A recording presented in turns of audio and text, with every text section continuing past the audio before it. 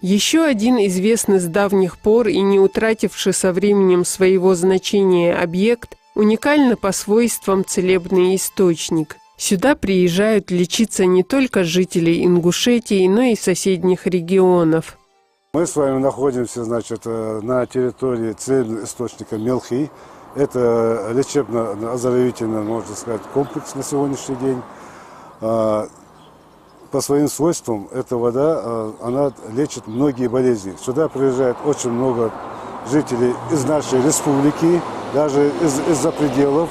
В 23 году это ветхое здание сгорело, и предприниматель нашей республики Муслим Селенович за счет своих средств восстановил полностью этот комплекс. И пристройки сделал здесь новые, значит, комнаты, за что ему огромное спасибо. Это комплекс тоже одна из достопримечательностей нашего села. Здесь, значит, находятся различные родники. Я почему говорю различные родники?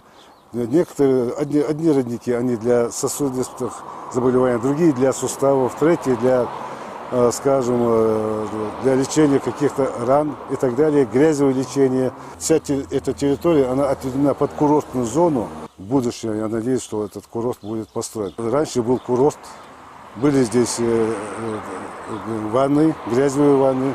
Люди приходили, приезжали, лечились.